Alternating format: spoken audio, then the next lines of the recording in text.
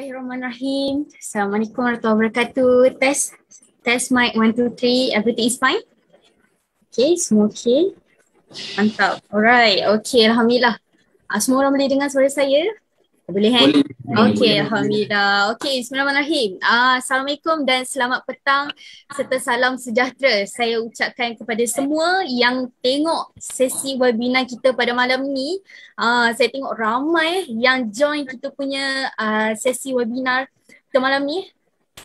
Okay, kepada you guys yang baru join live kita pada malam ni, alhamdulillah, thank you so much. Jangan lupa untuk share kita punya sesi webinar kita malam ni, alright, kepada ramai orang, okay, supaya kita dapat share lagi banyak lagi ilmu, okay, dapat bagi tahu ramai lagi orang untuk tahu tentang apa yang bakal kita share pada malam ni. Okay, itu yang apa yang kita nak tahu ni. Okay, sebelum tu saya nak ucapkan selamat datang kepada semua. Selamat datang panel cantik, kacak, bergaya, comel je semua malam ni. Okay, pada panel kita juga ada attendees kita, audience kita. Okay, selamat datang semua. Saya rasa semua yang tengok kita punya sesi webinar kita pada malam ini mesti kenal kita ni, ataupun kalau tak lain tak bukan mesti kenal lah, sebab kita semua kan adalah warga Jenan, walaupun sudah beralumni kan, masih lagi dapat mengenal semua, insyaAllah. Alright, so untuk kita punya sesi webinar 02 pada malam ini, alright, dibawakan Allah, dapat komen pula, tak boleh fokus. Okay, bismillahirrahmanirrahim. Sesi webinar 02 kita pada malam ini sebenarnya dibawakan khas oleh Persatuan Alumni Sekolah Menengah Sultan Abdul Halim, ataupun lebih dikenali sebagai Jenan. Kalau kita pergi mana-mana pun selalunya kan, orang memang akan kenal sekolah kita dengan Jenan. Dek, daripada mana dek? Daripada Jenan. Oh, Jenan. Satu-satunya kita kata sekolah yang gah. Yang kita tahu yang dia memang sekolah yang berprestige. Gitu. Okay, so kita sangatlah kita kata apa, seronok kita dengar kan. Walaupun kita dah habis alumni, okay, kita masih lagi ada orang yang masih kenal kita, insyaAllah. Alright. Okay, so untuk kita punya sesi webinar kita pada malam ni, kita ada satu, kita kata tajuk lah, ataupun topik khas yang kita nak bincangkan, kita nak buat sharing pada malam ini. Okay, satu tajuk yang saya kira memang sangat berguna dan sangat awesome, menarik. Bukan sahaja bakal digunakan ataupun bakal memberi manfaat kepada bekas pelajar SPM 2020, okay, tapi juga kepada semua kan, kita boleh bagi tahu dekat anak-anak saudara kita, adik-beradik kita dan lain-lain. Okay, apa topik kita pada malam ini? Alright, topik kita next level, study overseas atau dalam negara. Study overseas atau dalam negara. Dua pilihan yang menarik, dua pilihan yang sangat awesome yang kita nak, tapi antara dua ni mana yang lebih baik? Itu apa yang akan kita bincangkan pada malam ini. Okay, sebab itulah, okay, daripada Persatuan Alumni Sekolah Menengah Sultan Abdul Halim ataupun lebih dikenali sebagai Jenan, okay, kita bawakan 3 orang panelis yang sangat hebat yang mesti dikenali oleh ramai orang. Okay, mesti dikenali punyalah. Kalau kita tengok tu, ada siapa tu? Ada Cik Azira, ada Encik Azharuddin, ada Encik Fawaz. Siapa tak kenal kan? Alright, so semua panelis kita ni semuanya orang yang hebat belaka. Okay, kita bawakan khas untuk anda semua yang menonton sesi webinar kita pada malam ni, insyaAllah. Alright, sebelum itu saya nak cakap hi kepada semua. Okay, hi panelis kita, comel je. Kacak juga comel, okay. Cantik, bergaya.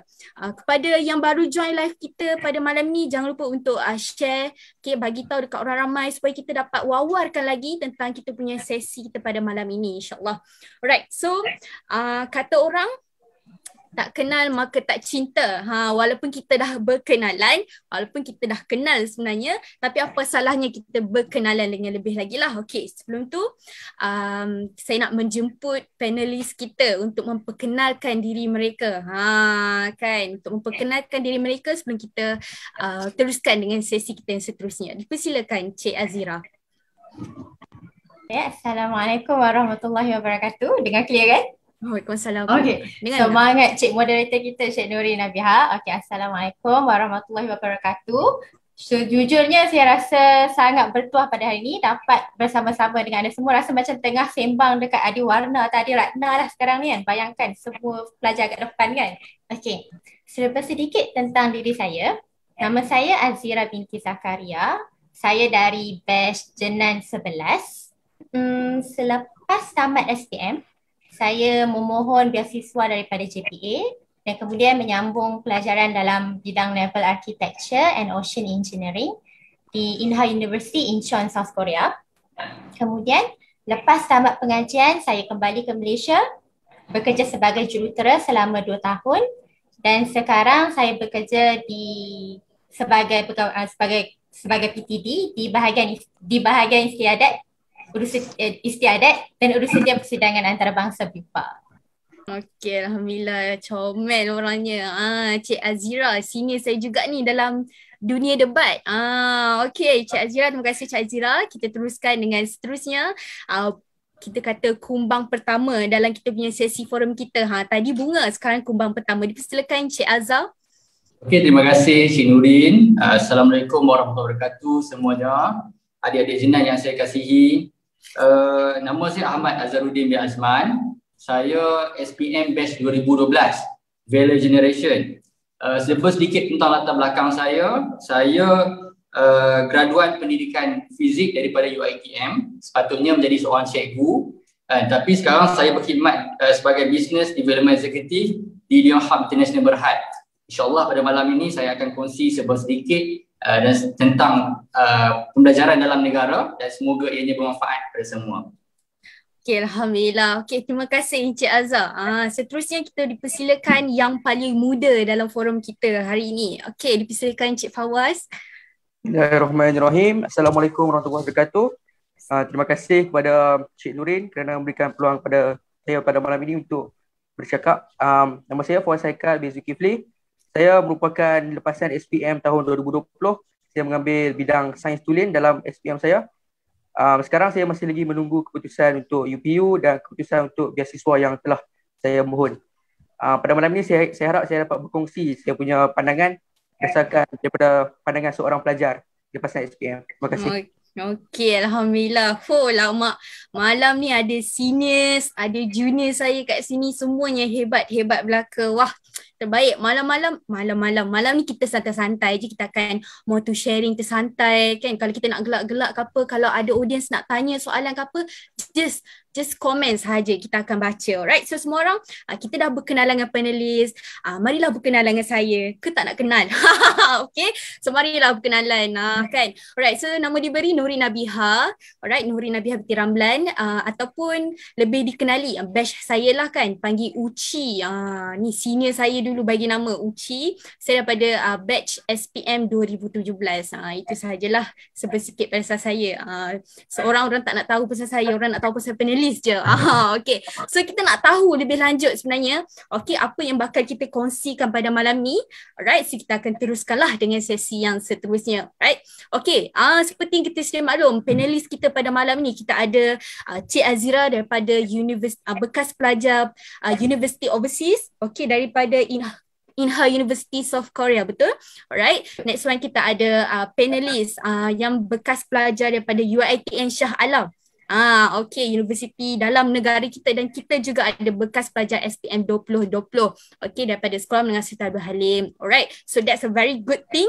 Okay, kita akan teruskan dengan sesi perkongsian kita. Alright, so kita bertanya dahululah dengan satu-satunya bunga selepas saya. Cik nak juga kan? Alright, dengan bunga yang cantik malam ni, Cik Azira kita. Okay, so soalan untuk Cik Azira, tak apa ke kalau kita terus tanya ni? Boleh. Okay.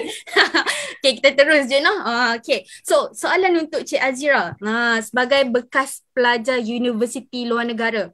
Okay, mungkin Cik Azira boleh sharekan sedikit tentang apakah requirements ataupun syarat-syarat dan laluan untuk pelajar-pelajar, especially bekas pelajar SPM 2020 untuk menyambung pelajaran mereka ke luar negara. Kan. Okay, dipersilakan Cik Azira. Okey, terima kasih Cik Nurin Nabiha. Okey, untuk kita melanjutkan pelajaran ke luar negara, banyak hari ini saya akan share lebih kepada kita nak melanjutkan pelajaran sebagai degree holder. Maksudnya untuk belajar ke luar negara, kita boleh sama ada belajar daripada segi degree ataupun dah master atau PhD. Jadi hari ini kita fokus pada pelajar SPM, saya fokus pada bahagian degree lah. Okay, jadi syarat utama untuk kita sambung pelajaran ke luar negara ni mestilah mendapat keputusan cemerlang dalam SPM. Keputusan cemerlang SPM ni saya nak kata tak semestinya kita kena dapat straight A baru kita boleh apply ke universiti.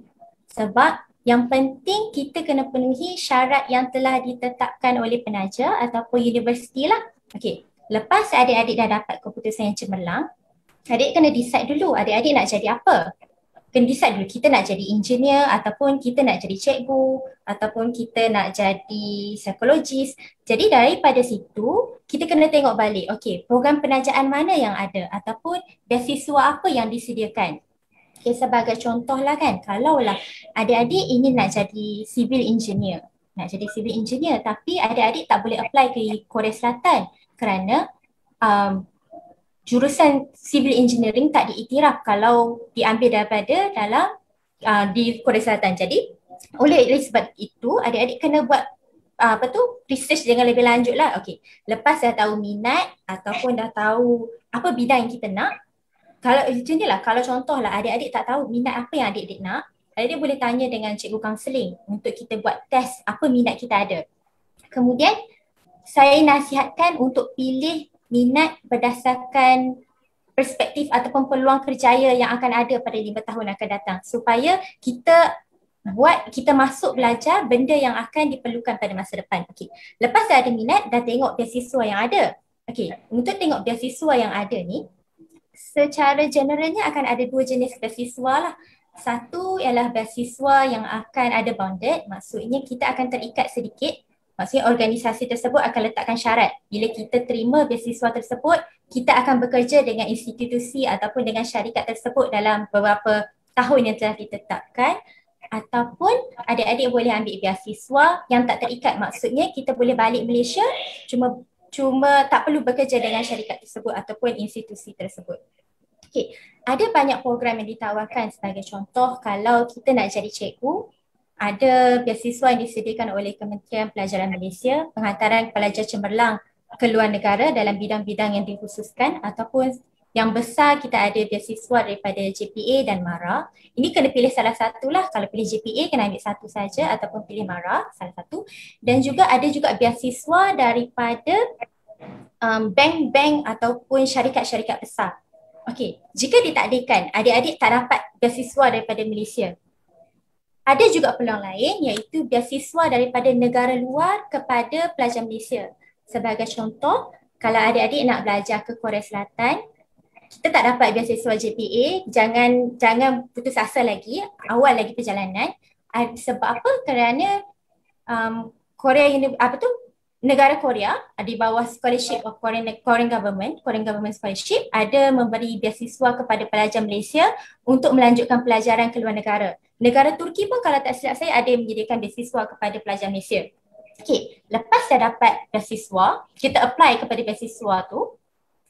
Next step adalah temu duga.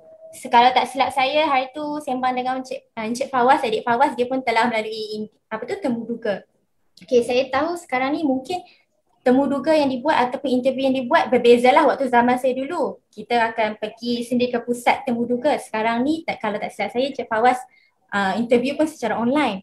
Jadi ada juga yang saya tengok kena buat video resume. Oh, sangat bagus lah. Maksudnya kita akan bercakap, kita buat video. Jadi tips yang saya ingin berikan, yakin dengan diri sendiri, buat banyak pembacaan dan penting kita menyerlah daripada orang yang lain.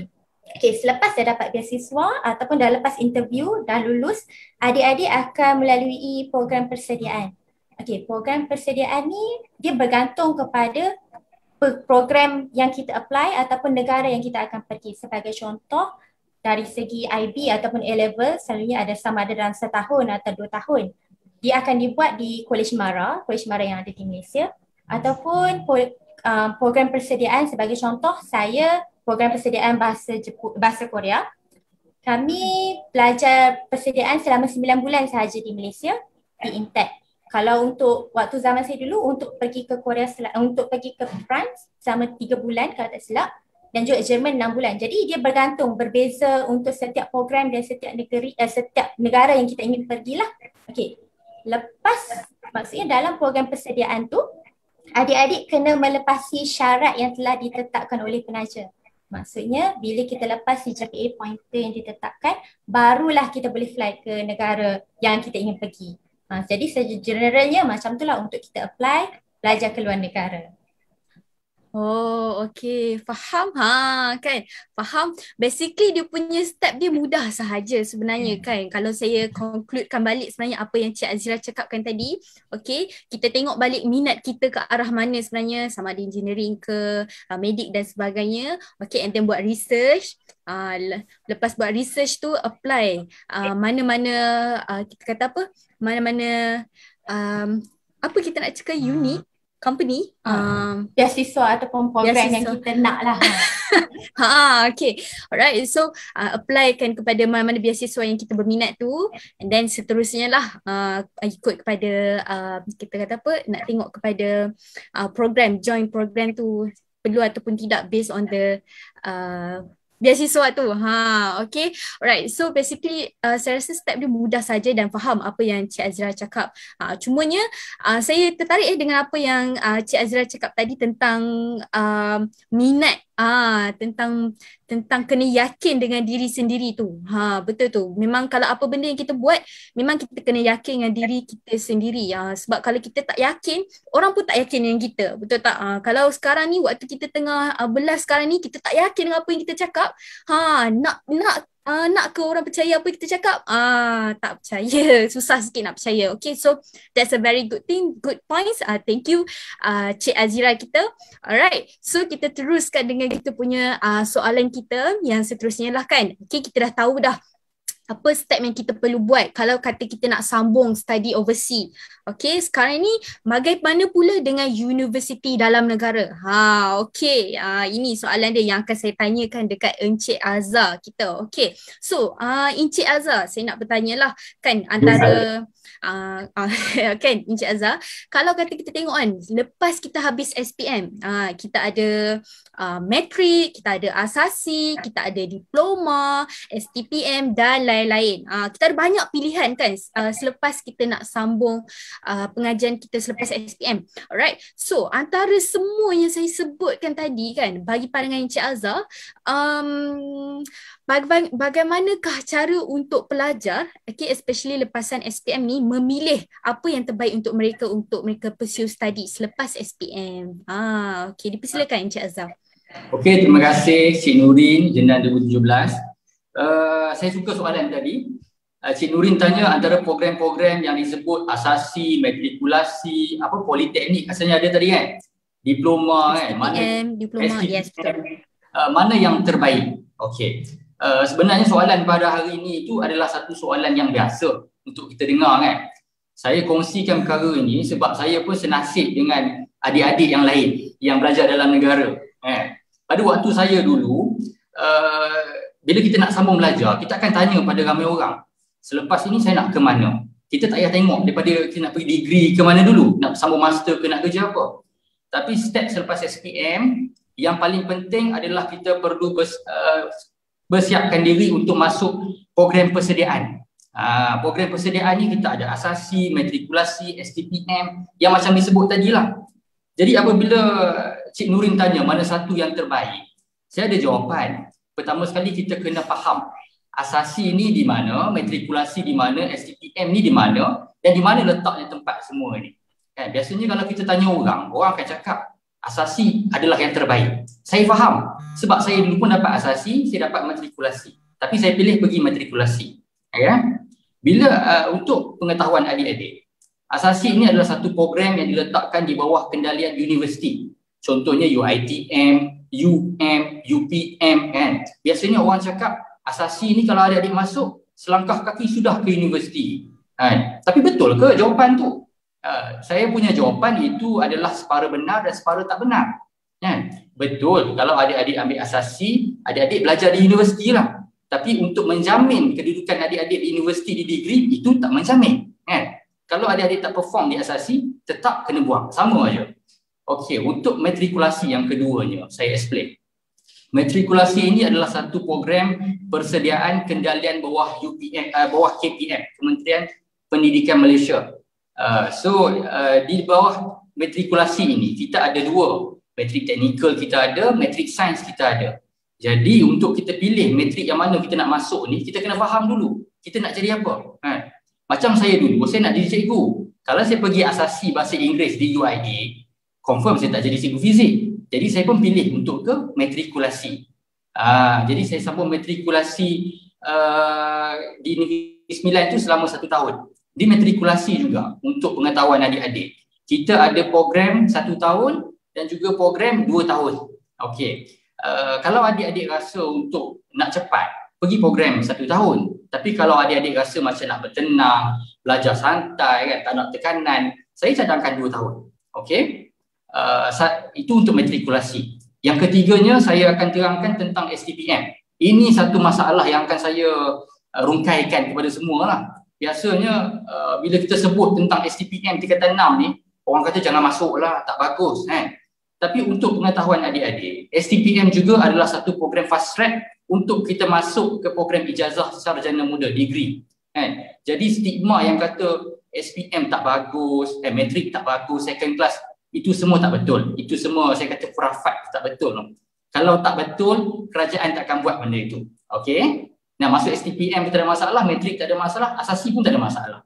Yang keempatnya, saya nak ulas tentang diploma. Okey. Untuk program diploma, adik-adik biasanya akan terus jadi mahasiswa lah di universiti tersebut dengan kursus yang adik-adik pilih.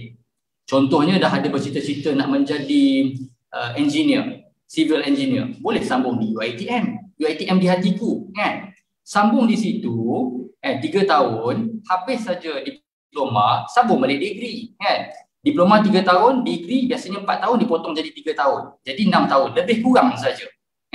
Jadi untuk tanya saya mana yang terbaik, pada saya jawapan saya semuanya sama.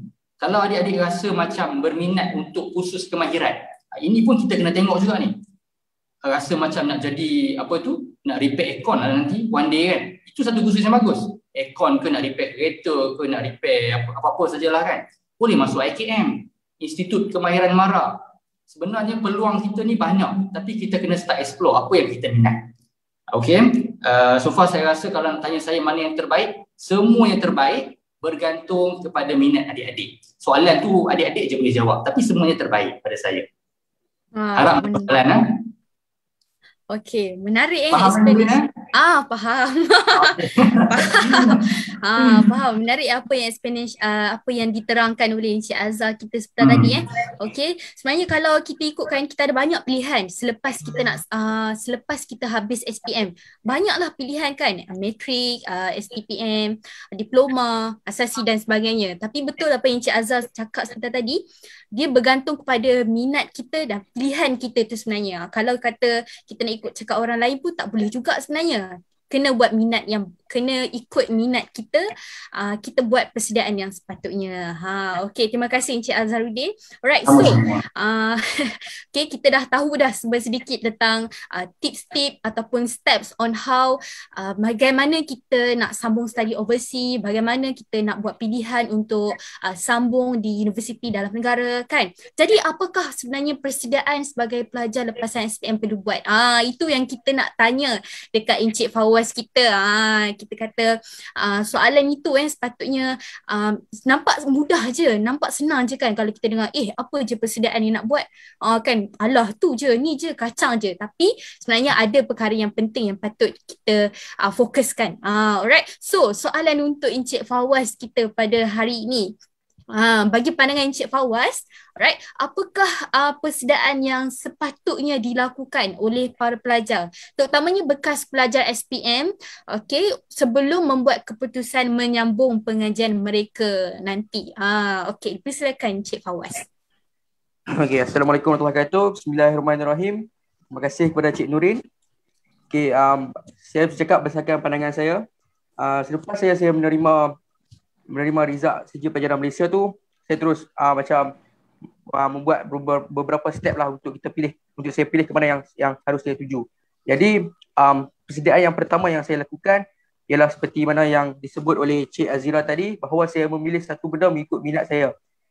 Sebab apa saya buat satu benda untuk mengikut minat saya? Sebab saya ada satu pengalaman ketika mana saya di tingkatan 4. Pada ketika di tingkatan 4, saya mengambil aliran sains tulen. Tapi walau bagaimanapun, saya tidak meminati subjek biologi.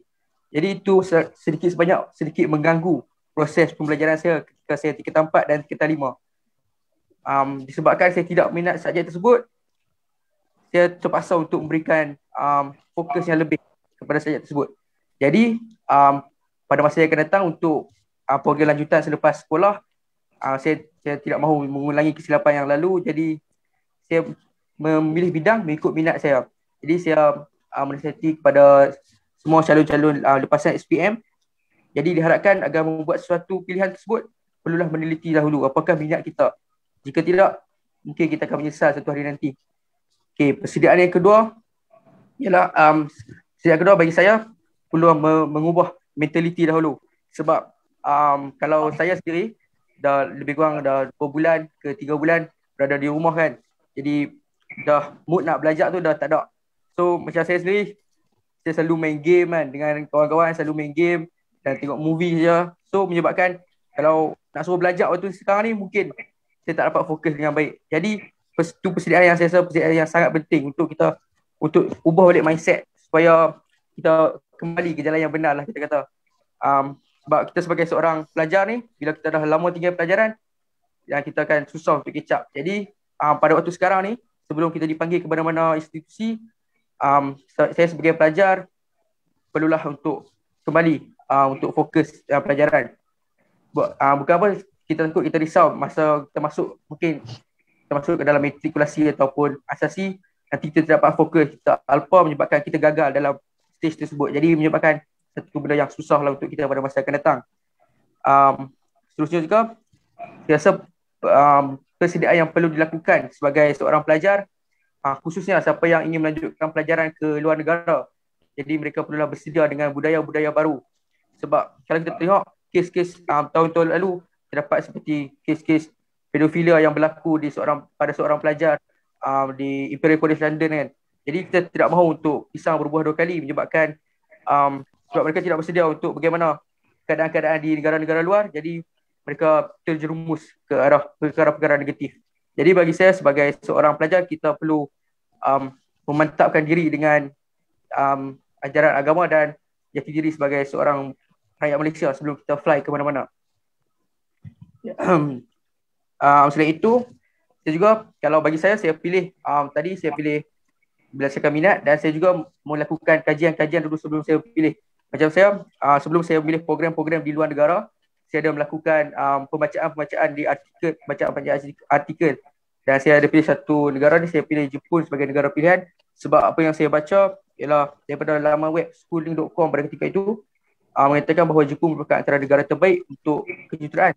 Jadi apabila saya melakukan pembacaan tersebut, jadi satu benda sebagai persediaan untuk saya belajar di Jepun itu lebih luas. Selain itu, saya juga lihat pada highest job demand, mana saya tengok dalam YouTube apakah pekerjaan yang diperlukan ketika 5 tahun ke 7 tahun akan datang. Saya pilih kerjaya saya berdasarkan apa yang saya tengok dan apa yang disarankan oleh guru-guru dan ibu bapa.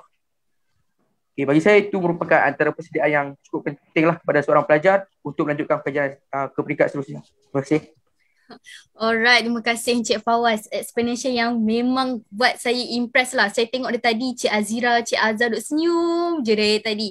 Ni kalau kata essay, kalau kata karangan ni memang full marks. Cukup semua points. Saya memang kagum dengan Fawaz. Kan impress. Memang lengkap dia punya points tu A sampai Z. Lama terbaik.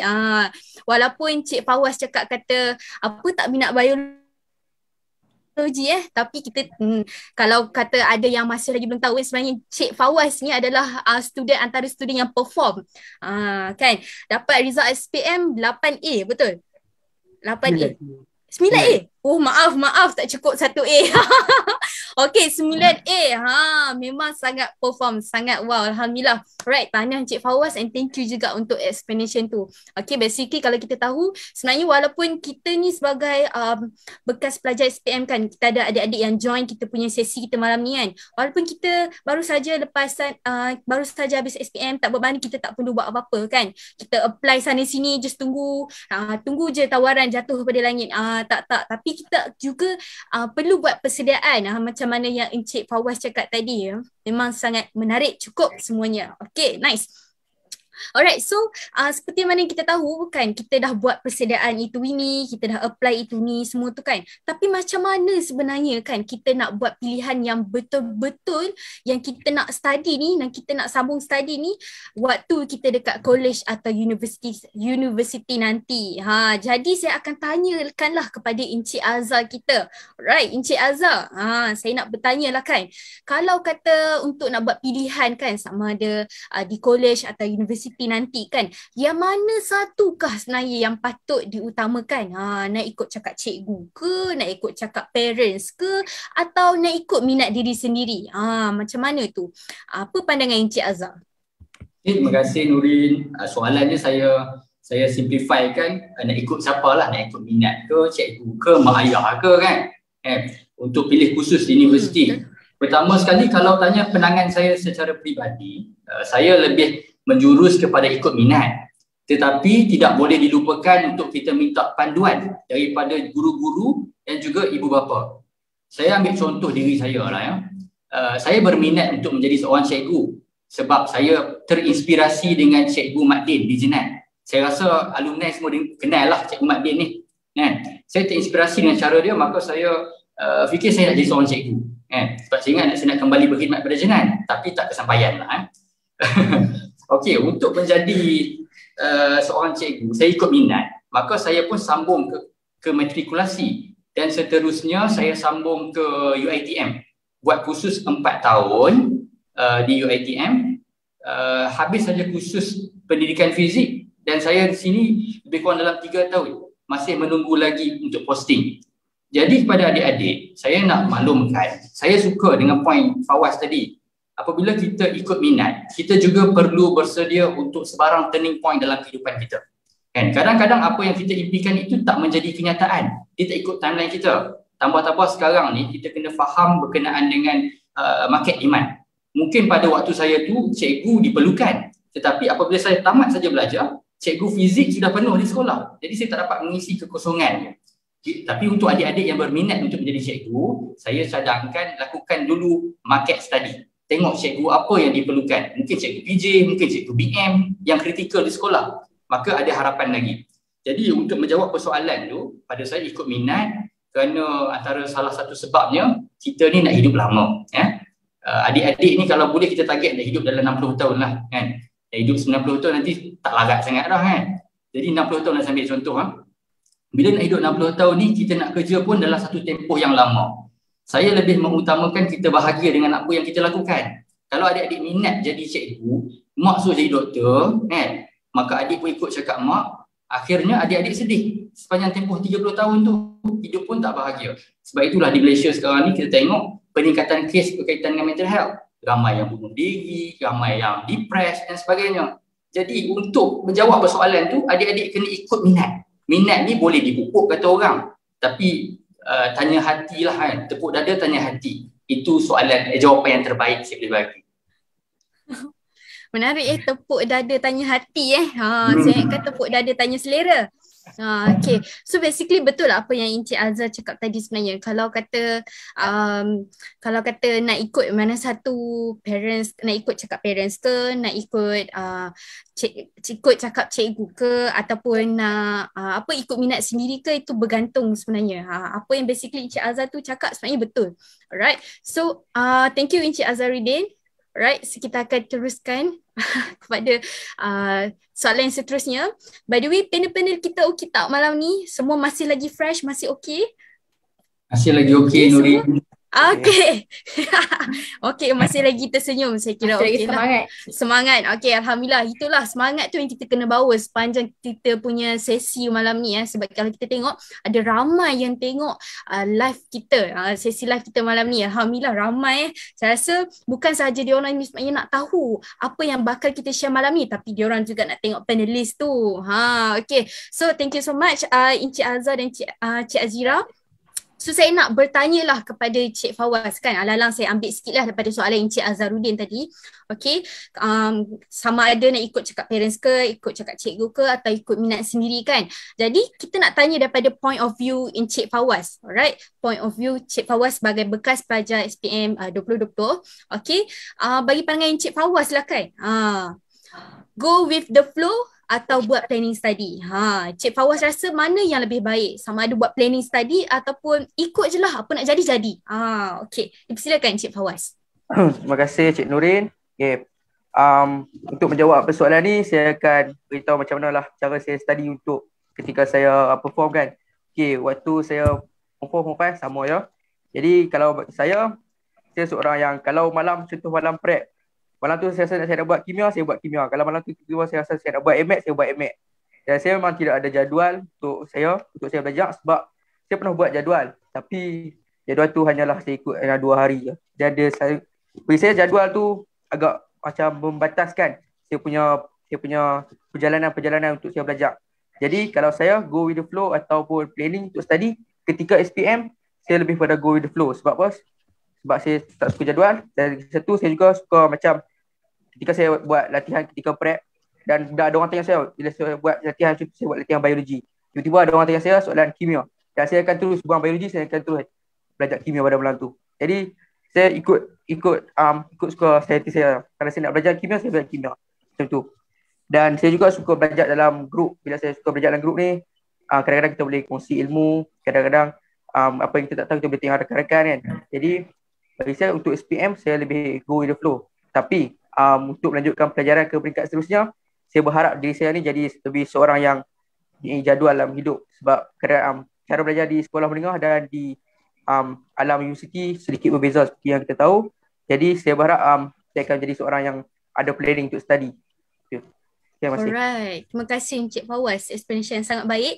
Basically apa yang Encik Fawaz nak cakap, saya concludekan sama ada nak go with the flow ataupun buat planning study tu depends on situation. Macam Encik Fawaz sendiri waktu SPM dia go with the flow, apa nak jadilah, tapi perform juga kan. Alright, lepas SPM nak masuk U pula, okay dia kena buat planning, sangat bagus. Basically Encik Fawaz ni jenis ikut, dia guna dua-dua. Kan guna dua-dua. Okay, bagus So kalau kata kita tengok sama ada nak go with the flow ke ataupun nak buat planning. Kalau saya jenis go with the flow. Kita buat apply semua benda, lepas tu go with the flow lah, apa nak jadi. Tapi mestilah buat apa yang terbaik. Itu saya. Bagaimana pula dengan panelis kita? Kalau Cik Azira ataupun Encik Azharuddin mungkin boleh cakap, ulaskan sedikit. Okay, go with the flow ataupun buat planning study kita. Okay, dipersilakan mana-mana. Okay, Cik Nurin saya ulas sikit. Berkaitan dengan planning study ni, saya adalah contoh pelajar yang planning study je lah. Sambung matrikulasi, ambil degree pendidikan fizik 4 tahun, kemudian tak menjadi cikgu. Di situlah turning point kita.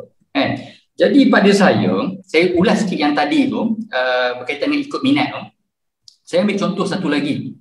Contohnya adik-adik minat memasak. Sekarang ni ramai yang minat memasak, terutamanya perempuan, lelaki pun ramai yang berminat. Tetapi kita tak didedahkan dengan kursus-kursus yang kita kata yang ada di universiti. Sebagai contohnya kursus kulineri ataupun kursus hotel management. Kursus-kursus ni orang kadang-kadang tak ambil sangat lah kan. Sebab pada orang fikir nanti kalau saya ambil kulineri, saya nak masak di mana? Adakah nak masak di rumah kan? Jadi pada pandangan saya, kita kena start untuk buka minda kita. Ambil kursus kulineri, hotel management, business administratif, MBA dan sebagainya kan. Contohnya kalau adik-adik ambil kursus kulineri, habis saja belajar, boleh jadi chef kan. Janganlah jadi target nak jadi chef di restoran kuih tiaw yang buka sendiri kan. Tapi target tu untuk jadi chef di hotel overseas ke, ataupun kalau lebih berbakat jadi chef kepada yang di Pertuan Agong ke, chief kepada prime minister ke kan. So you ada value you di situ. Jadi untuk menjawab persoalan tu, saya fikir zaman sekarang ini kita kena lebih terbuka. Kerana kalau saya bercakap kerana realiti, kalau kita nak bercakap tentang peluang pekerjaan, jaminan pekerjaan, sekarang ini industri agak terpuruk. Dan tambah keadaan negara pada hari ini, kita tahu ekonomi kita agak kurang memberangsangkan, sektor kesihatan kita pun agak tepu kan. Pendidikan juga, dari cikgu juga realitinya agak tepu. Jadi apa yang kita boleh buat, kita persiapkan diri kita dengan satu skill yang orang lain tak ada. Contoh saya ambil mudah dia. Contohnya Kak Aziz kan. Kak Aziz walaupun dia study overseas, dia ada skill dia. Apa skill dia? Dia boleh cakap Korea kan. Jadi skill tu dia boleh dijual kan. Skill-skill lain lagi, dia boleh memasak kan. Memasak tu boleh dijual kan. Skill you pandai networking, pandai bercakap, pandai debate kan. Skill tu boleh dijual. Jadi kita ada satu nilai tambah untuk kita jual kepada majikan satu hari nanti. Kalau contohlah kita tak bekerja bawah orang pun, kita boleh menjadi our own boss. Kita boleh buka perniagaan kita boleh buka pusat tuition kita dan sebagainya. Jadi saya nak beritahu kepada adik-adik Jenan, bila you dah start masuk universiti, you akan start terbuka untuk tengok peluang-peluang. Tapi dengan syarat, bila masuk saja universiti, pastikan jangan lagi menjadi ulat buku. Tetapi jadilah seorang yang mula mencari peluang. Pada masa yang sama, tidak tinggal pelajaran. Peluang ni dia akan datang kalau kita cari. Kalau kita di depan buku saja, kita cuma dapat itu sajalah. Sebab itu kita ada, saya cikgu, saya berbebel sikit. Kita ada co-curriculum, kita ada kurikulum. Jadi dua-dua ni adalah diperlukan untuk menjadi seorang mahasiswa, seorang insan yang gemilang. Sekian pada saya. Saya ulang panjang ni, sorry ya. Baik cikgu. Dipersilakan Cik Azira. Okey. Bagi kalau saya lebih kepada go with the flow sebenarnya. Tapi dengan syarat, bila kita nak go with the flow, maksudnya kita ikut saja, tapi dengan syarat kita perlu bertanggungjawab. Sebagai contoh lah, kita ikut cakap mak kita ataupun kita ikut cakap ayah kita belajar. Contoh mak kita minta kita belajar medik. Dan kita sebenarnya telah buat pilihan untuk menjadi pelajar medik. Walaupun kita tak suka, saya nasihatkan anda perlu bertanggungjawab dengan pilihan yang telah anda buat. Walaupun kita ikut pilihan mak ayah, tapi sebenarnya itu adalah pilihan kita. Jadi waktu belajar tu kita kena perform, tunjukkan yang terbaik. Bila kita jadi doktor, kita perlu gembira dan kita perlu tunjukkan bahawa setiap apa yang kita buat tu, kita perlu bertanggungjawab dari mula sampai habis. Itu saja. Okay, baik. Basically, semua orang sebenarnya ada yang jenis go with the flow, ada yang jenis buat planning. Tak kisah mana-mana, asalkan kita sendiri yang sanggup terima risk tu. Betul tu. Kalau kata nak ikut cakap cikgu ke, nak ikut cakap parents ke, nak ikut minat sendiri pun, semuanya ada risk masing-masing. Okay, betul. And thank you so much for the response, answer given. Okay, so kita nak bertanya lah kepada Cik Azira kita. Okay, hubungan kita malam ni. Alright, so Cik Azira sebagai pelajar sebagai pelajar student overseas kan, okay, alright, so boleh tak kita sharekan sedikit tentang kelebihan dan kekurangan belajar overseas ni sebenarnya. Mungkin boleh sharekan sedikit tentang apakah perbezaan sistem negara kita dengan negara luar, budaya dan sebagainya. Silakan Cik Azira.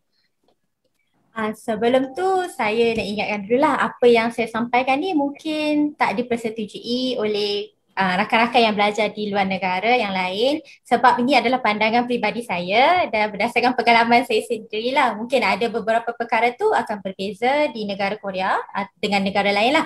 Okey. Sejujurnya daripada sistem pendidikan, saya rasa tak ada banyak perbezaan antara sistem pendidikan Malaysia dengan sistem pendidikan di luar ataupun di Korea Selatan. Sebab apa saya percaya sekarang universiti di Malaysia juga dah bertaraf antarabangsa. Kita sudah mempunyai universiti yang membanggakan. Jadi secara jujur sistem pendidikan tu sama saja. Semua tempat akan fokus pada A ataupun sebagai Asian mesti exam oriented dan sebagainya. Jadi yang membezakan bila kita belajar di luar negara adalah dari segi pengalaman yang agak sukar untuk kita dapat bila kita belajar di Malaysia. Okay. Sebagai contoh, bila kita belajar di luar negara, kita lebih terbuka dengan budaya baru dan pada masa yang sama, saya rasai saya lebih bersyukur menjadi rakyat Malaysia bila saya berada di luar negara. Sebab apa? bila kita berada di luar negara, baru kita nampak, oh sebenarnya Malaysia ni adalah negara yang dah terbaik. Contoh daripada segi sektor kesihatan sebagai contoh, bila saya berada di Korea, saya akan rasai kos kesihatan yang sangat tinggi. Bila kita pergi hospital, bayaran sangat tinggi. Sedangkan di Malaysia, kita boleh mendapatkan perkhidmatan sakit luar di hospital kerajaan dalam harga dalam RM3. Itu sebagai contoh. Ataupun bila saya merasai, memang seronok bila kita pergi ke negara yang ada 4 musim, kita akan rasai musim salji, musim luruh, musim bunga dan sebagainya. Memang setiap tahun, setiap season tu adalah saat yang kita akan pergi ambil gambar, kita akan rasa excited sangat bila kita jumpa setiap salji dan musim luruh. Tapi akan ada satu ketika kita akan rasa rindu sangat untuk dengar bunyi hujan lebat di Malaysia. Bila kita ada kat sana kan, kita nampak salji turun. Tapi kan, kita akan rasa macam, rindunya nak dengar hujan lebat kat Malaysia. Rindunya nak bau salji, nak bau hujan di Malaysia. Jadi perkara-perkara tu yang buat kita bangga. Dan lagi satu, saya rasa sangat berbangga jadi rakyat Malaysia, merasai budaya Malaysia ni bila saat kita nak raya ataupun nak berpuasa, imam-imam di Masjid Korea Selatan sentiasa akan menghubungi pelajar Malaysia, akan mesej pelajar Malaysia, akan tanya bila Malaysia akan raya, bila Malaysia akan puasa. Ini menunjukkan bahawa mereka sangat percaya dengan sistem falak yang kita buat, dengan bila kita nak tengok anak bulan. Maksudnya negara Malaysia ni adalah negara yang sangat dipandang tinggi di negara luar. Jadi bila kita berada di luar negara, jangan kita merendahkan kita sebagai rakyat Malaysia, berbangga pada masa yang sama kita belajar dengan budaya baru mereka. Sebagai contoh di Korea Selatan, saya lihat mereka banyak minum. Memang sentiasa akan minum arak pada waktu malam. Tapi daripada kes kemalangan ataupun pemandu mabuk adalah berkurang. Ada sangat sikit berbanding di Malaysia. Sebab mereka ada sistem, mereka ada call dairy. Maksudnya akan ada pemandu yang akan membawa orang yang mabuk ke rumah dengan selamat dan sebagainya. Itu yang pertama, iaitu kita belajar budaya baru. Pada masa yang sama kita akan rasa bangga menjadi rakyat Malaysia. Yang kedua, kelebihan bila kita belajar di luar negara ialah kita sebenarnya adalah duta Malaysia yang sentiasa dapat promosikan negara Malaysia dekat orang luar. Sebagai contoh, bila saya di luar negara, saya masih lagi pakai tudung. Maksudnya kita selaku umat Islam akan pakai tudung dan pergi ke pasar sebagai contoh. Akan ada ajuma yang akan cakap, oh nomu ya po, dia sewasok. Dia akan tanya, oh cantiknya, dari mana ni? Maksudnya orang Korea ni memang dia akan puji kita. Dia suka puji. Dia akan tanya, kita ni dari mana? Tapi kita akan diam dulu. Kita tengok dulu dia nak teka kita dari mana. Selalunya dia akan kata, Bangladeshi ataupun dia katakan daripada Indo. Maksudnya dia akan tanya, kita ni daripada India ke? Ataupun kita ni daripada Bangladesh ke? Jadi waktu itulah kita dengan rasa bangganya kita akan cakap, oh tak. Saya daripada Malaysia. Malaysia ni ada dua kepulauan, satu Semenanjung, satu lagi Sabah dan Sarawak. Maksudnya kita secara langsung perlu ada basic pengetahuan pasal Malaysia untuk promosikan Malaysia. Sebagai contoh kan, bila kita cerita Malaysia ni ada sini dan kita cakap, oh Malaysia ada Kota Kinabalu. Oh time tu barulah orang Korea akan cakap, oh Kota Kinabalu, saya pernah pergi. Maksudnya mereka kadang-kadang tahu Malaysia tapi tidak secara general, secara besarnya. Lagi satu, saya pernah ada pengalaman naik teksi dengan pakcik Korea lah. Pakcik Korea maksudnya orang yang berumur dah dalam 70, 80 macam tu. Saya naik teksi, dia tanya saya, Malaysia ni negara yang bagus lah. Dulu banyak bantu Korea. Lepas tu, dia akan cakap lah, oh Malaysia dulu pun power lah dalam bola. Menang Korea, maksudnya waktu tu Malaysia menang dengan Korea Selatan. Okay, walaupun saya ni perempuan, secara jujurnya saya memang tak tahu sangat mengenai bola. Tapi waktu itulah kita secara tak langsung kita akan cerita balik, oh ya Malaysia memang power bola waktu dulu. Waktu sekarang pun okey lagi, tapi kita juga ada atlet-atlet bertaraf antarabangsa. Kita akan cerita lah, kita ada Nicole and David, kita ada Lee Chong Wei. Maksudnya daripada segitulah kelebihan bila kita berada di luar negara ni, kita boleh promosikan Malaysia. Sebagai contoh, pelajar di sana juga kita selalu ada buat program jual makanan, jual sate, jual air sirap Bandung untuk promosikan Malaysia. Dan yang ketiga, daripada segi untuk kita memahami sistem pendidikan tu, saya rasa ada sedikit berbeza lah. Sebagai contoh, saya exam fizik first year, first degree dulu, saya tidak dibenarkan membawa kalkulator. Ya Allah, terkejut saya tentu. Sebab saya daripada form 4, form 5, jawab exam fizik mesti bawa kalkulator lah kan. Kita nak kira 1 tambah 1 pun bila exam ni kita akan tak percaya diri kan. Okay. Tapi bila saya masuk exam yang tak boleh bawa kalkulator, baru saya nampak apa nilai yang ingin diterapkan dalam sistem pendidikan Korea. Maksudnya dia tak mementingkan nilai ataupun contoh value last answer kita berapa markah. Dia tak menilai pelajar dengan nilai-nilai yang besar, tapi dia lebih menilai macam mana pemahaman pelajar, maknanya konsep fizik tu dan aplikasi matematik. Maksudnya dia guna nombor yang simple tapi macam mana nilai dia tu untuk kita tengok kita faham tak konsep fizik menggunakan matematik. Maksudnya tanpa perlu menggunakan kalkulator dan sebagainya. Sejujurnya waktu exam tu saya memang markah saya teruk sikit lah, tapi second sem saya dah faham konsep macam mana, itu antara cabaran dia lah. Okay. Seterusnya, kalau daripada segi cabaran di Korea Selatan, secara jujurnya saya rasa cabaran paling besar adalah cabaran dalam untuk belajar. Kerana 70% ataupun 80% kelas akan diajar dalam bahasa Korea. Maksudnya lecturer memang full akan cakap Korea, buku dalam bahasa Korea, lecture note dalam bahasa Korea. Jadi untuk pelajar Malaysia, iaitu saya ni adalah pelajar-penaja JPA, saya perlu capai setiap sem saya perlu ada capai minimum markah dan saya sentiasa ada motivasi. Maksudnya JPA dia akan bagi 2 surat kepada ibu bapa kita bila kita berada di luar negara. 1 surat amaran, 1 surat ucapan tahniah. Dan setiap tahun saya sentiasa aim untuk dapat surat tahniah. Maksudnya memang setiap sem tu memang okey, tahun ni mesti dapat ucapan tahniah supaya mak ayah kita rasa bangga, tak adalah rasa macam anak aku macam mana dekat sana. Jadi setiap sem saya memang akan fokus saya nak dapat surat tahniah di Malaysia. Jadi untuk macam mana, memang saya akan belajar lebih sikit lah daripada orang Korea. Saya akan translate dulu buku. Buku dalam bahasa Korea. Kita nak faham konsep engineering dalam bahasa Korea. Jadi kita translate dulu buku, kita buka website lain ataupun kita akan bertanya kawan. Jadi effort memang kena ada. Belajar di luar negara memang kena penuh, memang tak boleh putus asa. Yang kedua, cabaran untuk belajar di luar negara ni adalah kita akan rasa jauh dengan keluarga lah. Memang itu, saya jujur lah. Waktu saya kat Jenan dulu memanglah rumah saya agak dekat, tapi saya tak pernah rasa homesick dekat Jenan. Pertama kali saya rasa homesick bila saya berada di Korea lah. Memang sebab kita apa-apa jadi susah nak balik, dan homesick ni juga kadang-kadang boleh lead to depression. Maksudnya kalau depression ni, depresi untuk pelajar luar negara agak, saya rasa maksud dalam waktu saya belajar di luar negara ni banyaklah saya jumpa dengan kes-kes pelajar depresi, terutamanya waktu winter depression dan sebagainya. Dan akhirnya pelajar yang depres ni dia akan MIA. Ada kes ibu meninggal tapi pelajar tersebut MIA. Tak boleh, siapa pun tak boleh kontak. Lepas seminggu mak dia meninggal baru boleh cari dia ada di mana. Itu agak sedih lah, sebab agak ralat untuk dirinya sebab dia sangat depres dengan pembelajaran dan masalah sendiri, kita tak dapat kontak dia. Dan ibunya meninggal, dia pun tak dapat pulang pada waktu tersebut. Dan juga ada kes pelajar cuba untuk membunuh diri dan sebagainya. Dan agak terkilan juga ada pelajar yang sangat taksub dengan K-pop. Maksudnya saya ada encounter ada pelajar yang sangat taksub dengan K-pop, tak pergi kelas, MIA juga, mak ayah kontak tak dapat, pegawai kontak tak dapat, kawan-kawan cari pun tak dapat. Akhirnya parent pelajar tersebut datang ke Korea, tanya rupanya pelajar tersebut pergi konsert di luar negara.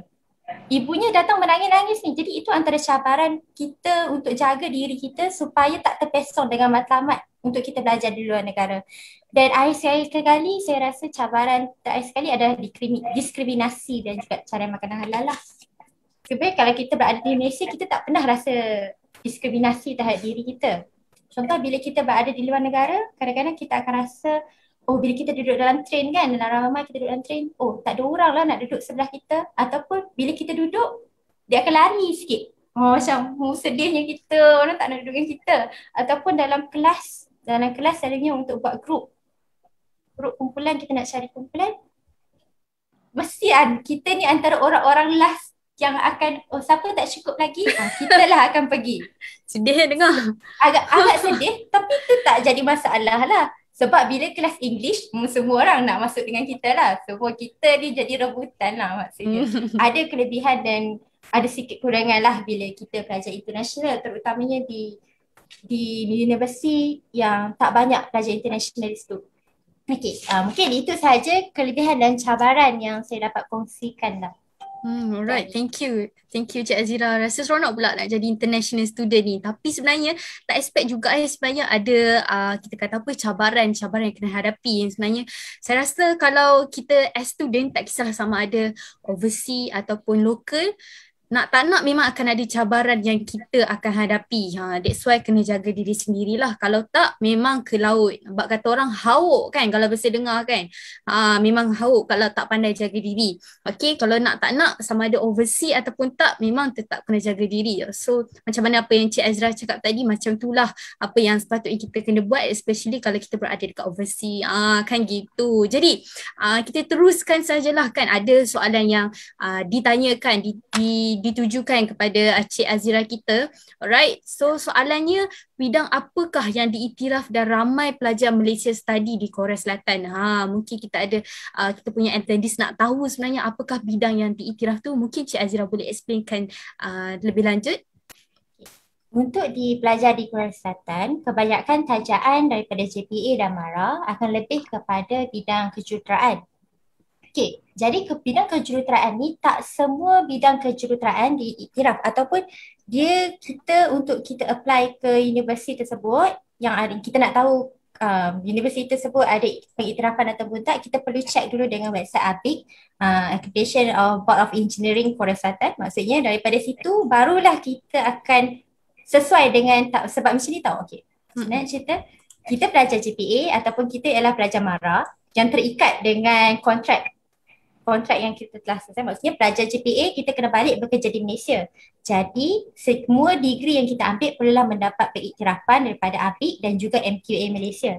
Jadi kebanyakannya tak semestinya bidang, contoh saya ambil bidang naval architecture, tak semestinya di universiti lain, maksudnya universiti B dia diiktiraf, tak. Sebab setiap universiti tu ada beberapa mata pelajaran, ada beberapa subjek yang mendapat pengiktirafan, ada yang tidak. Jadi perlu sentiasa check lah untuk bidang engineering. Tapi untuk civil memang tak ada langsung di Korea Selatan.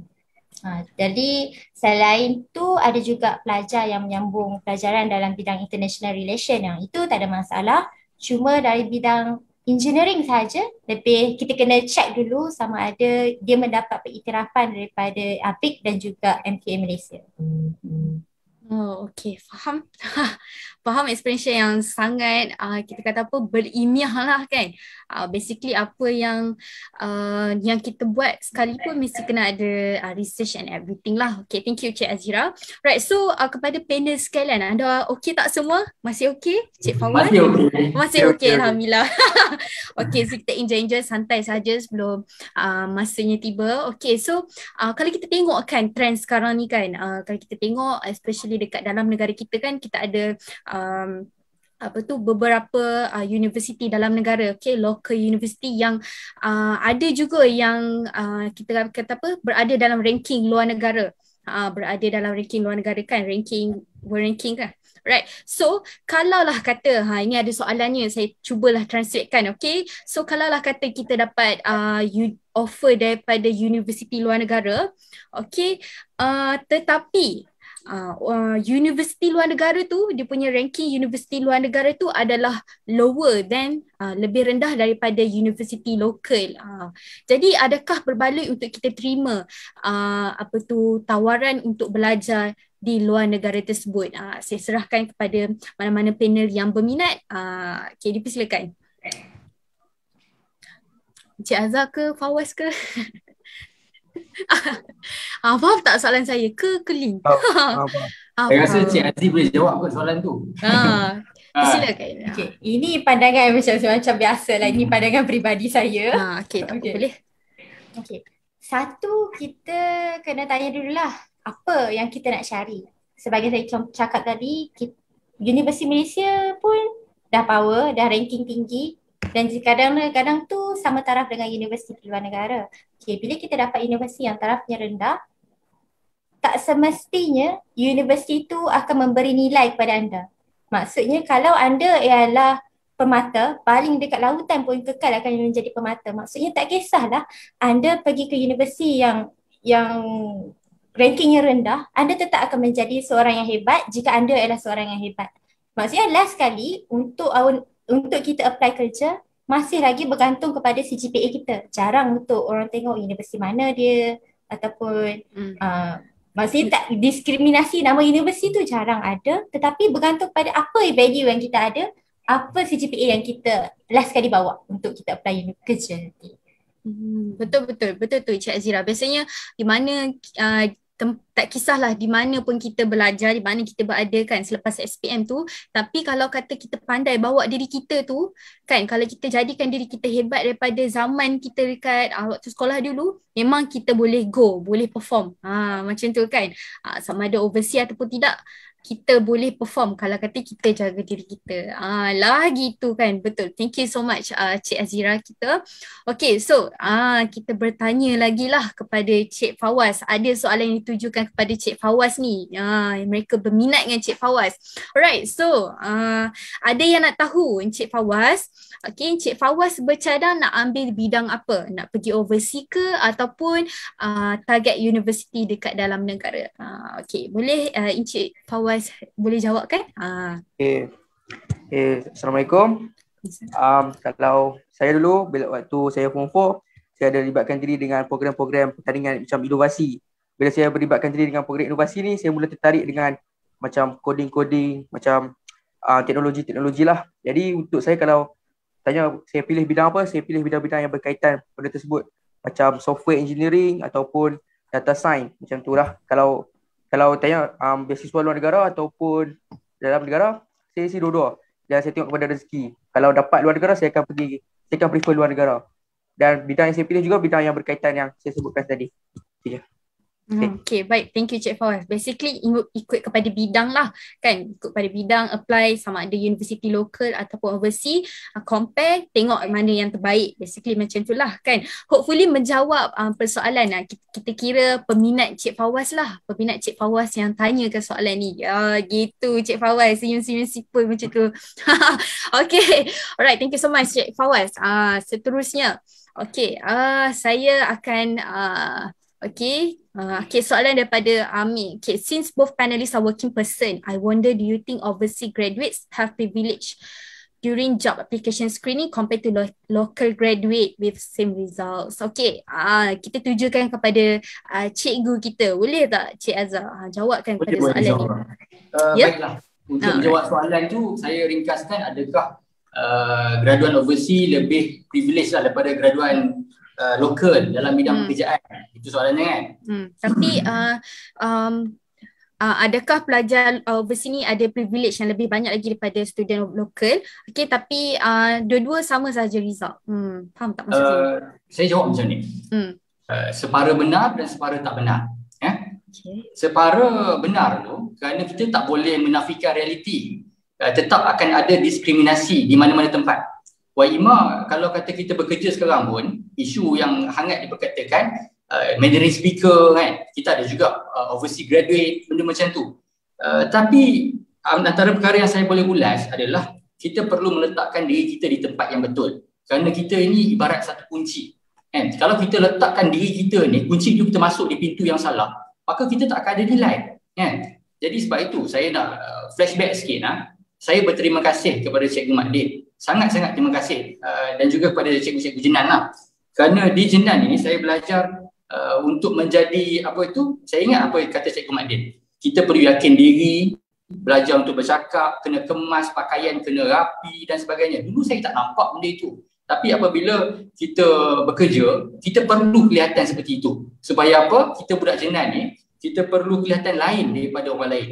Itulah yang saya bawa daripada dulu, saya bawa semangat Jenan. And I think kita ni adalah satu kumpulan yang bertuah kerana kita ditempatkan di sekolah ini. Jadi untuk menjawab adakah graduan overseas ni lebih elok ke lebih bertuah ke dalam bidang pekerjaan, ini bergantung. Kalau contoh you graduate overseas dalam bidang engineering, tiba-tiba nak apply cikgu kan, of course lah tak boleh kan, of course lah tak betul macam itu. Jadi untuk cakap macam itu, pada saya kita perlu meletakkan diri kita di tempat yang betul. Saya rasa saya menjawab kan. Okay, so basically Faham pandai Cik Azhar tu. Okay, basically apa tu, dia tak semestinya kalau kita study overseas, kita ada privilege yang lebih banyak.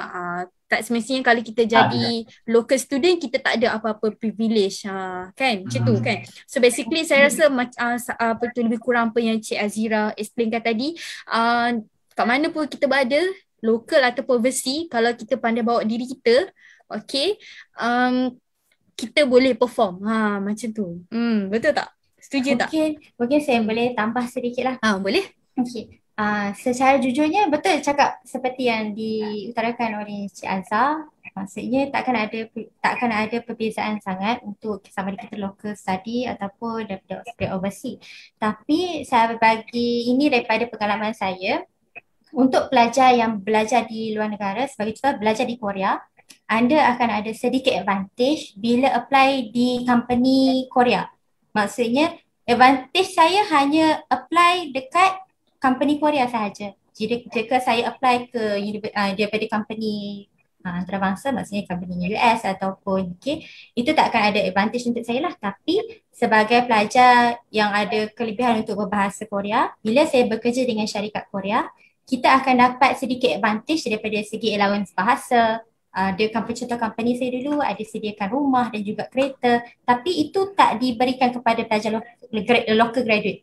Itu adalah disebabkan kelebihan kita untuk berbahasa Korea dan tanggungjawab lebih yang kita perlu buat. Maksudnya saya bekerja sebagai jurutera, tapi disebabkan saya menerima elang bahasa, saya akan jadi juga translator untuk semua department. Maksudnya bahagian sales ataupun account dan sebagainya. Itu yang menjadikan sedikit advantage dan juga kerja tambahan yang perlu dilakukan oleh pelajar yang daripada overseas lah.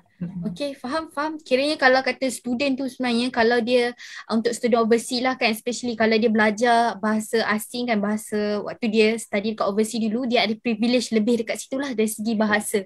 Okay, jadi saya sekadar nak selit-selitkan. Let's say lah, kalau kata contoh lah, kalau dia adalah pelajar universiti dalam negara, tapi dia pandai berbahasa, contoh kalau berbahasa Korea contoh. Okay, memang pandai bahasa Korea. Jadi adakah sebenarnya itu macam akan menjadi perbezaan ataupun that student ada privilege untuk dapat kelebihan seperti mana yang pelajar overseas tadi dapat juga, macam tu. Apakah pandangan anda gitu?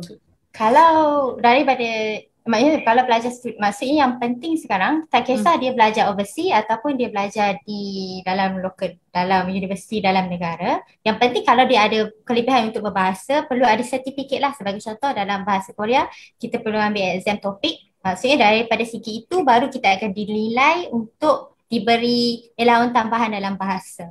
Maksudnya itu takkan ada perbezaan lah antara kita belajar luar negara ataupun tidak. Yang penting kita ada kelebihan untuk berbahasa Korea. Betul tu. Kalau kita hanya sekadar annyeonghaseyo, kita tak saya sebut ni. Salah sebutkan annyeonghaseyo kan. Berpandai bahasa apa sekalipun, kalau kita nak apply for the job yang kita nak tu, kita kena ada cert kan. Kita kena ada cert dalam bahasa Melayu apa? Sijil. Yang mengesahkan. Dia macam masalah sikit. Masalah sangat kan. Okay, kita kena ada cert yang mengesahkan bahawa sebenarnya kita pakar dalam bahasa tersebut. Okay, betul tu. Betul, saya setujulah dengan apa yang dijawab, apa yang di-explainkan oleh Cik Azira dan Cik Azharuddin kita. Okay, so kita nak bertanyalah soalan kepada Cik Fawaz kita. Get ready Cik Fawaz. Okay. Steady je, Cik Fawaz steady je daripada tadi. Okay, so ada soalan ni, memang agak menarik sebab participants kita, audience kita pada hari ini bukan sahaja daripada warga Jenan, tapi juga ada daripada sekolah luar tau. Okay, salah seorangnya dekat sini Okey, nama ni Zahra. Zahra, saya pelajar tingkatan 1 di Sekolah Seri Puteri. Okey, adik-beradik SBP juga. Okey, alhamdulillah. Right, soalan saya adalah apakah cabaran pembelajaran di zaman pandemik, okey, zaman COVID sekarang ni yang bakal menjadi penghalang kepada kami untuk memilih belajar ke luar negara? Mungkin Cik Fawaz ada pandangan Cik Fawaz sendiri, walaupun Cik Fawaz masih lagi belum pursue study kan, tapi Cik Fawaz boleh huraikan apakah pandangan Cik Fawaz tentang nak belajar dekat zaman COVID sekarang ni sebenarnya. Okey, boleh Cik Fawaz ceritakan sedikit. Okey, boleh. Okey, Assalamualaikum sekali lagi.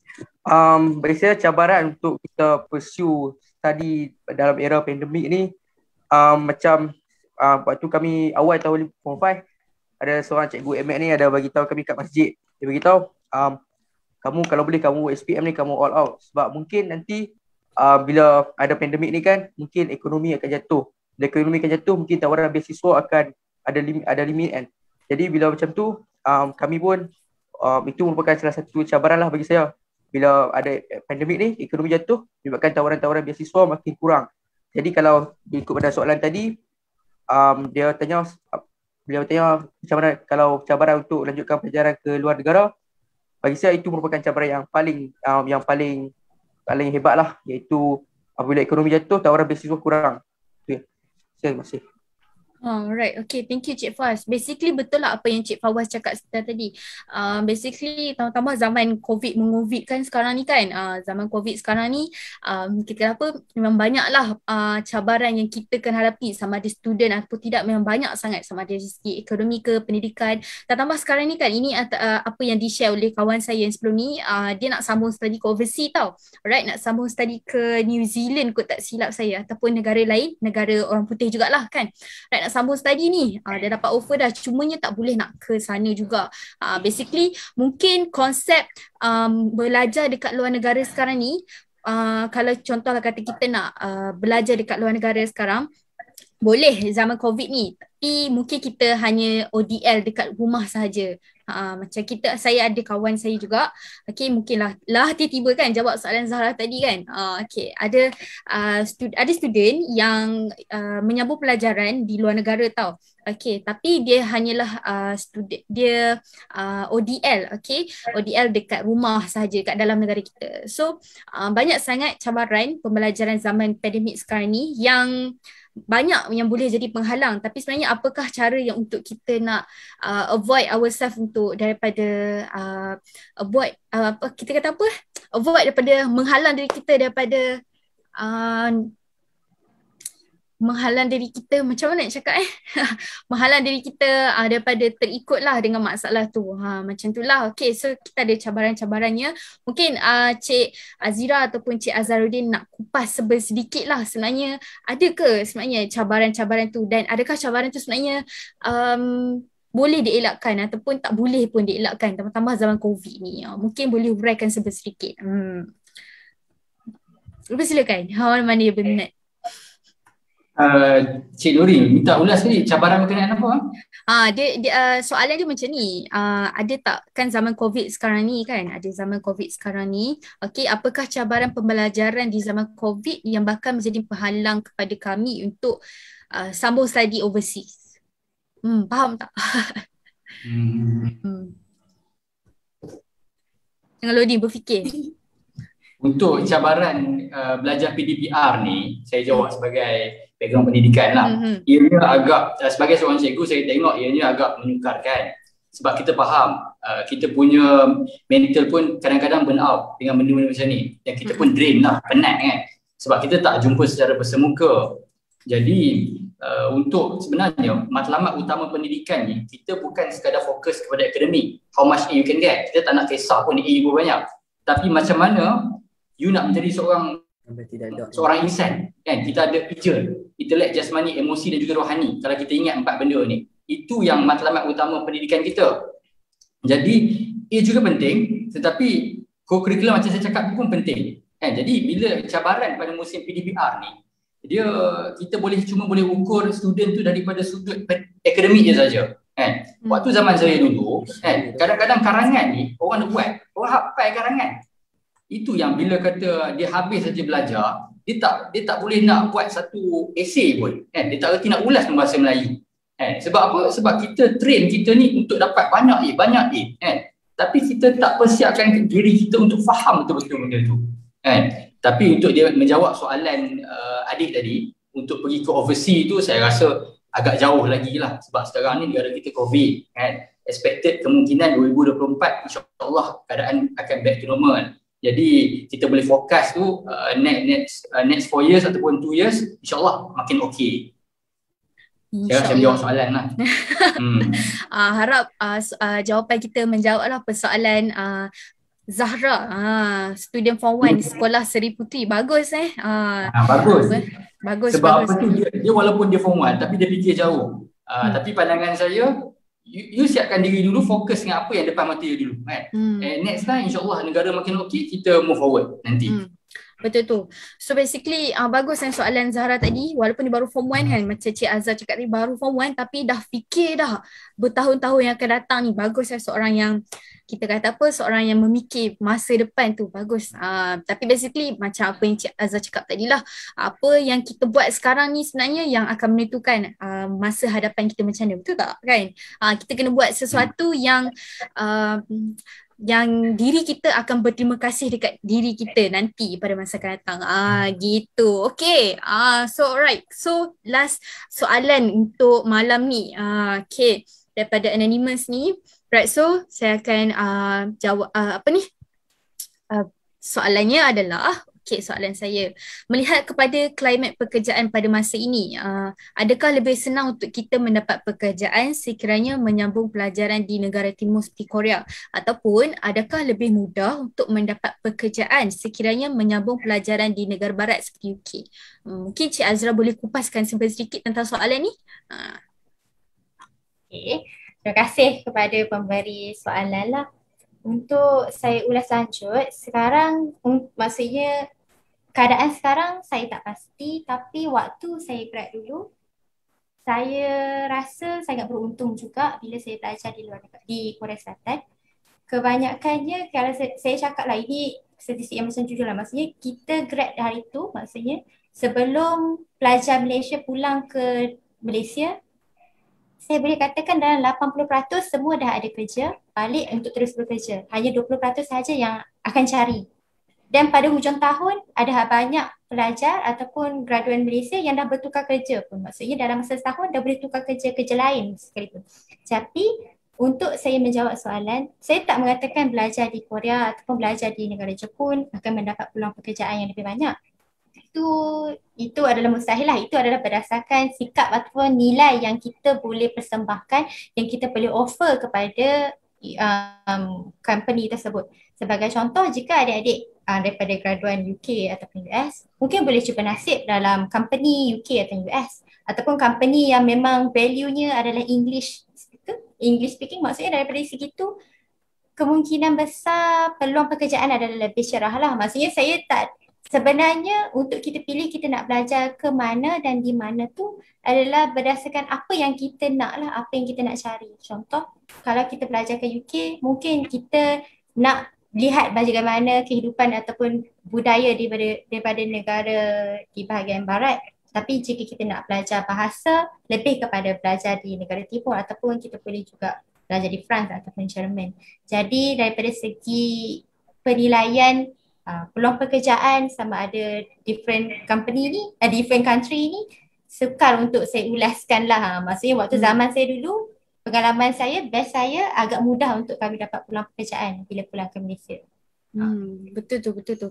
Basically kalau terima kasih Cik Azira. Basically apa yang saya nak kupaskan, konkludekan, zaman dulu dengan zaman sekarang berbeza kan. Kalau zaman dulu interview offline, tapi kalau sekarang interview online kan. Dia berbeza. Tapi saya rasa apa yang penting dekat zaman kita sekarang kan, especially zaman COVID ni, apa yang pentingnya adalah kita persiapkan diri kita, persiapan diri kita, sama ada kita nak pursue study kita ataupun kita sendiri nak dapatkan pekerjaan selepas habis study kan. Maksud saya persiapan tu adalah skills kita. yang perlu kita ada. Kalau pandai bercakap pun tapi pandai bercakap pun, akademik pun okey tapi skill tak ada pun tak ke mana juga. Betul tak cikgu? Ke macam mana? Berkerut je kening Cik Azhar ni. Betul ke? Ke Cik Azhar nak huraikan sikit? Saya setuju. Nasib baik setuju. Yang mana? Takut juga tak setuju. Untuk jumlah A ke apa? Apa dia? Nak ulas bagaimana? Saya cakap ini kalau kata zaman dulu dan zaman sekarang kan berbeza kan. So apa yang kita perlu ada sekarang ni, kita kena persiapkan diri kita dengan banyak skills lah. Selain pada akademik, selain pada keyakinan diri kita dan macam tu lah. Betul tak? Saya tambah sikit boleh? Boleh. Boleh saya tambah? Antara realiti yang saya nak sebut pada hari ni, pada adik-adik, apa yang kita cakap pada malam ni ialah kita sedang berfikir macam mana bila kita habis, kita nak menjadi seorang pekerja kepada seorang bos kan? Tapi realitinya pada hari ni adik-adik, berapa ramai graduan yang walaupun dah habis tapi masih lagi menunggu. Antaranya seperti saya kan? Tapi dalam pada masa yang sama, kita letakkan diri kita di tempat yang lain kan? Jadi kalau kata contoh adik-adik belajar one day, dia macam fikir susah nak cari kerja, jangan tertekan kan? Sekarang ni dunia di hujung jari kan? Kalau you ada motor sekarang ni, boleh start buat GrabFood kan? Kalau kata ada kereta sekarang ni, boleh buat Grab kan? Adakah benda itu memalukan? Tak, dia tak memalukan. Itu adalah gig ekonomi yang kita kena terima hakikat kita pada hari ini kan? Jadi saya punya cadangan kan kepada adik-adik yang graduan dalam negara, ke luar negara, ke balik ke, pertama sekali mental kena kuat sikit sebab keadaan hari ini negara kita agak, kita kata apa tu, berhadapan dengan cabaran kan? Masalah ni akan selesai one day kan? Tapi kita kena sentiasa persiapkan diri. Kalau kita paksa jadi cashier pun tak apa, tak ada masalah jadi cashier pun. Tapi cashier kita ada degree kan? Contoh one day kita bawa lori pun kan? Bawa lori ke repair rumah ke apa, tapi kita ada degree. Pada pandangan saya itulah matlamat sebenar pendidikan. Saya kalau boleh, saya nak tengok semua anak-anak Melayu saya ni kan, adik-adik SPP ni semua ada degree kan? Sekarang ni SPM biasa, diploma dah biasa dah. One day, degree itu biasa. Mungkin kita akan capai satu matlamat yang lebih besar, master PhD juga biasa. Pada waktu itu kita boleh capai satu negara yang pendidikan yang cukup maju. Itu matlamat saya lah. Betul. Jadi saya nak syarah panjang lagi, saya serah pada Nuri. Nak bersyarah habislah luar pada sesi ni. Okay, so basically macam tu lah. Kalau nak bercakap tentang reality ni memang sangat banyak. Especially kita ada 2 orang panelis kita yang dah pun experience study overseas and study local dalam negara kita kan. Banyak sebenarnya. Tapi itulah kalau kita bercakap tentang reality kita sekarang ni memang macam tu sebenarnya. Kan. Apa yang saya suka ambil kan sebenarnya, sebelum ni kita pernah bersembang-sembang. Antara saya dan panel-panel kita pernah pun berdiskusi, pernah sembang kan, sampaikan pandangan masing-masing. Alright. So apa yang kita bersembang waktu tu sebenarnya kita concludekan bahawa hidup sebenarnya bukan perlumbaan, betul tak? Kita quote daripada Cik Azhar cakap tadi, betul tak? Okay, so hidup bukanlah satu perlumbaan sebenarnya. Di mana kita berada, di mana juga kita berada, apa pun pekerjaan kita, hidup kita bukan nak berlumba pun. Aku pakai Mercedes, aku pakai BMW, kan? Kalau kita tekan laju, sama laju juga ke salah bab-bab kereta ni? Tapi kalau kata kita tekan laju tu slow juga. Macam tu ke? Perumpamaan dia kan. So cara macam mana kita nak bawa diri kita tu sebenarnya penting sebenarnya. Okay. So saya rasa itu semoga apa jawapan yang kita dah bagi ni, apa yang kita dah kongsikan malam ni boleh menjawab sedikit lah persoalan-persoalan yang dah pun ditujukan oleh kita punya audience kita malam ni.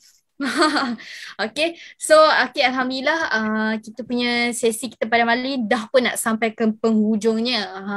Okay, so itulah, sedih juga sebenarnya, rasa macam sekejap je masa kan kita share pasal tajuk kita malam ni kan. Tajuk kita senang je, next level, study overseas atau dalam negara kan. Kalau kita dah tengok Cik Azira dah sampaikan dari segi perspektif seorang bekas student overseas, Cik Azharuddin. Okay, Cik Azhar pun dah ataupun ceritakan dari segi perspektif. Okay, perspektif student, bekas student dalam negara. Okay, kita ada juga Cik Fawaz sampaikan perspektif dari segi bekas pelajar SPM 2020. Okay, Alhamdulillah. So semoga kita punya jawapan ni dapat menjawab persoalan sedikit lah yang terlintas dalam pemikiran audience kita yang tengok malam ni. Alright, so saya sengajalah nak baca dalam kita punya chat kita malam ni. Saya rasa agak rancak sebenarnya. Wah, memang saya rasa seronok sebenarnya kalau tengok kita punya bahagian chat ni. Kita ada ramai, especially ramai orang join. Kita ada especially alumni kan. Memang hashtag kita kan jenan, bagus sebenarnya. Alright, so kita ada alright. Sana. So kita ada juga beberapa cadangan yang dikemukakan. Alright, saya cadangkan adik-adik untuk isi semua dulu, sama ada STPM, Matrik, Diploma atau Asasi. Lepas dapat result baru tapis betul-betul. Saya kawan Azhar. Oh, Encik Amirul. Baik. Alright, betul tu, sebenarnya betul. Alright, so everything. So kita harap kita dah menjawab dah persoalan yang dah ditujukan. Anyway, kita nak cakap thank you juga kepada Cik Azira, Encik Azhar dan Cik Fawaz sendiri kerana sudi untuk join kita punya sesi webinar kita malam ni. Sebab sebenarnya bukan mudah sebenarnya untuk kita berkumpul dan kita share kita punya sedikit lah tentang experience knowledge kita pada malam ni. Tengok-tengok jam dah pukul 10.25, 5 minit je lagi nak kena concludekan. Right, so sebelum kita nak kita nak endkan kita punya sesi malam ni. Alright, so saya nak kita kata nak ajak semualah, nak jemput semua untuk join kita punya sesi webinar kita siri 03, alright, yang bertajuk Usahawan Berjaya, Kepentingan Pengurusan Ekonomi dan Kewangan. Satu tajuk yang saya rasa nampak agak berat tapi sebenarnya menarik, dan saya nak mengajak semualah untuk join kita punya next sesi webinar kita. By the way, sebelum kita endkan sesi kita malam ni, mungkin ada kita kata word sikit lah kan, apa kata-kata nak dicakapkan, kata-kata nak dicakapkan, kata-kata yang nak diluahkan ke oleh kita punya panelis kita malam ni, nak pesan apa-apa ke kan. Right, dipersilakan mana-mana.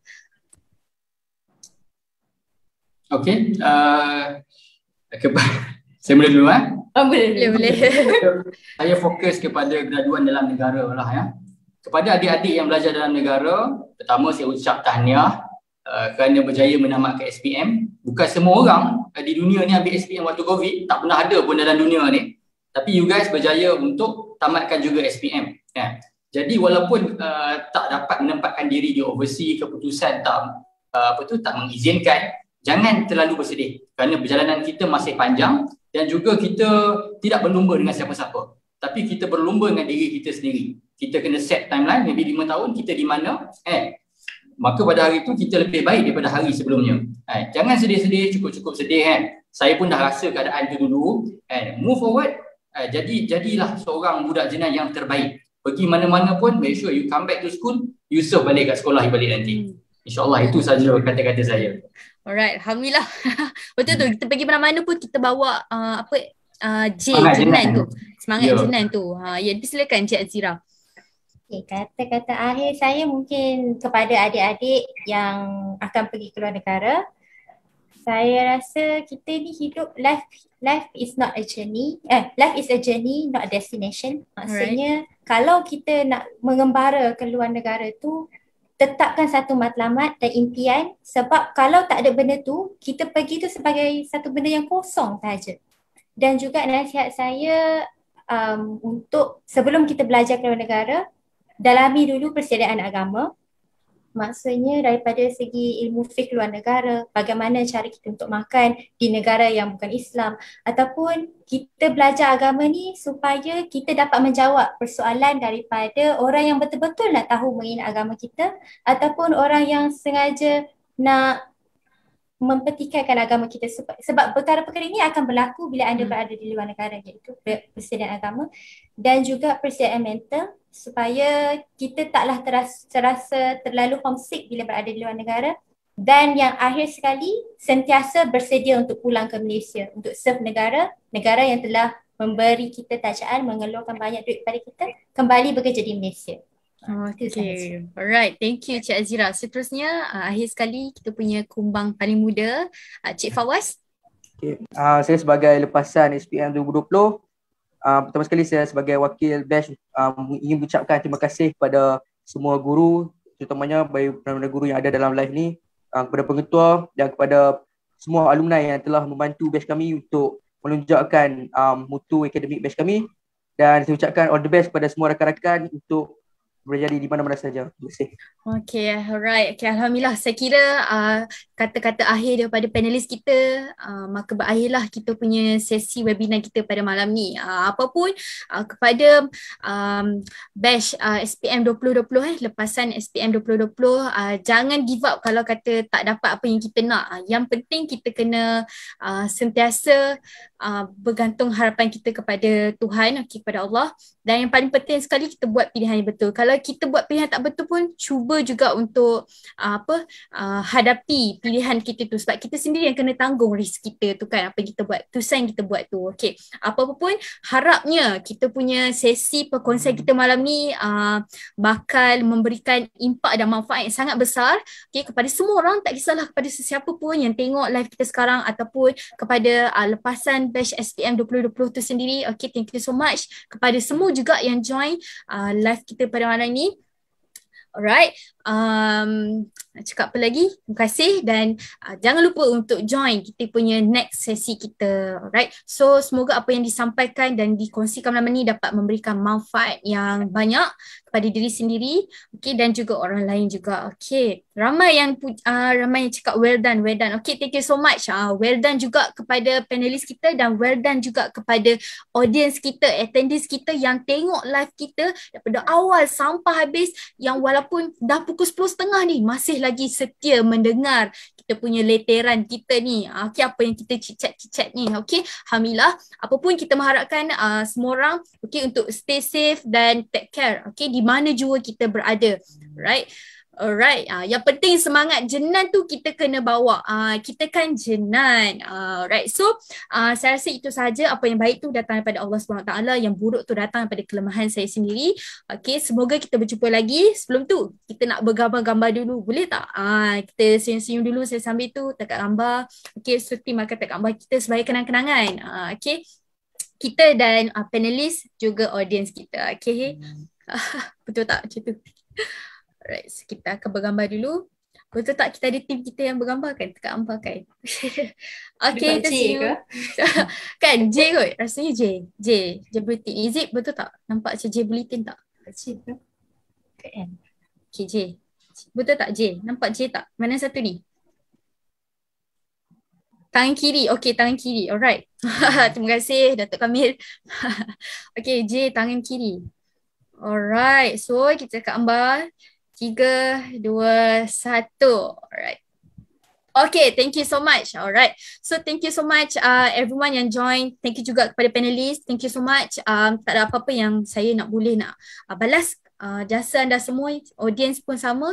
Dan saya nak juga, tak lupakan juga nak cakap terima kasih banyak kepada Persatuan Alumni Samsah sendiri yang membawakan inisiatif ni untuk bantu ramai di luar sana, especially student-student Jenan untuk apa kita cakap, untuk sambung study lepas SPM nanti, insyaAllah. So harap kita jumpa lagi pada masa yang akan datang. Jangan lupa untuk join sesi webinar yang seterusnya. Okay, alright. Kita dah dapat gambar dah. Okay, kita nak bye-bye dulu. Terima kasih semua kepada yang join. Thank you so much. Thank you juga kepada soalan dan lain-lain. Okay, terima kasih. Kita jumpa lagi dalam sesi yang akan datang, insyaAllah. Okay, bye-bye. Terima kasih semua.